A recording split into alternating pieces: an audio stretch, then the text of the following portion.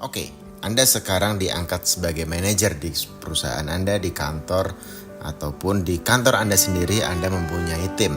Selamat, Anda sekarang resmi menjadi atasan.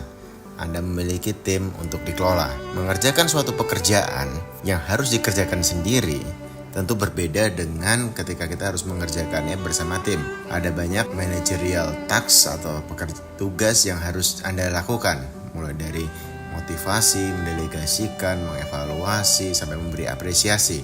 Berikut adalah beberapa tips untuk Anda yang baru saja diangkat menjadi manajer di kantor Anda. Apa itu memanage manusia? Itu adalah suatu hal yang sangat luas topiknya. Akan kita bahas dengan banyak video di channel Business Hack ini. Tapi di sini ada 5 hal yang mungkin bisa Anda langsung lakukan. Yang pertama, managing people atau manage manusia itu dimulai dengan mendengarkan. Kita terlalu sering melihat bahwa leader adalah yang jago berpidato, berkuar-kuar di panggung, memimpin rapat sampai berjam-jam.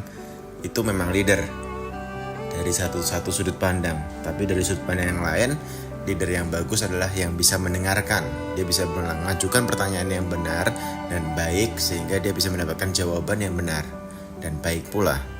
Tapi untuk mendengarkan dibutuhkan skill tersendiri. Bagaimana kita bisa mendengarkan sehingga yang orang kita dengarkan merasa didengarkan. Karena mendengar dan mendengarkan adalah 2 hal yang berbeda. Hearing and listening. Artinya apa? Bisa jadi Anda mendengar tapi Anda tidak mengerti atau tidak paham.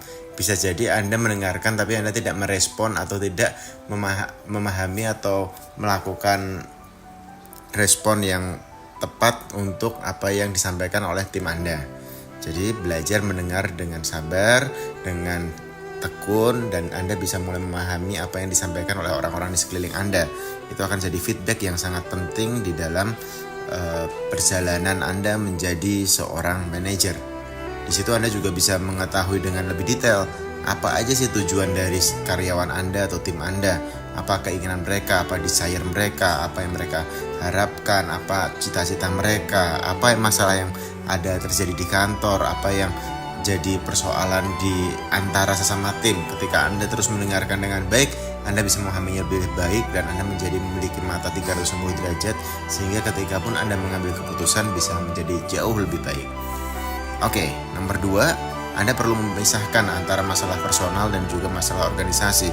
Artinya apa? Setiap orang pasti punya kekurangannya, tapi kita perlu mengetahui apakah ini kekurangan secara pribadi atau ini kekurangan yang ada hubungannya dengan pekerjaan. Kalau kita menggabungkan 2 hal itu, bisa jadi kita jadi capek.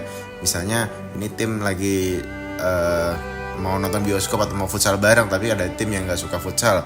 Itu beda sama dengan tim yang tidak mengerjakan pekerjaannya dengan baik. Artinya jangan karena dia gak suka futsal atau gak mau futsal bareng terus dianggap gak kompak atau dianggap gak solider atau segala macam. Biasanya itu kita terdistorsi oleh hal yang menurut saya terkesannya remeh, tapi bisa jadi di banyak kantor menjadi hal yang penting bagi nasib seorang tim di mata bosnya.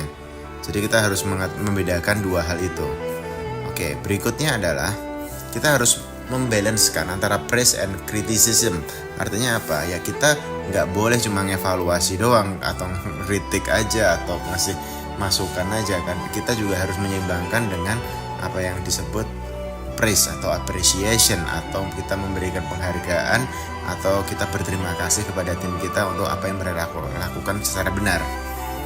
Dan yang terakhir, ada hubungan dengan yang sebelumnya, kita juga harus menyampaikan ketika sesuatu itu benar aja gitu. Kayak jadi banyak manajer itu kayak ngecek karyawan itu ketika ada yang salah, kamu kok terlambat, kenapa ini belum selesai, kenapa ini belum beres, ini kok nggak tercapai dan seterusnya.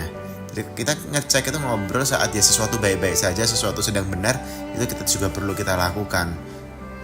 Dan ketika kita bertanya ke tim, kita juga harus bertanya dengan sesuatu yang menurut saya lebih luas ya. Artinya pertanyaannya harus open ended question, bukan yang pertanyaan sudah jawabannya iya atau tidak atau sudah atau belum, tapi lebih kayak ada yang lain lagi kah, ada masukan kah, atau menurutmu bagaimanakah. Jadi kita juga bisa mendengar apa masukan dari mereka. Itu untuk awal. Nanti kita akan lanjut di video berikutnya. Terima kasih.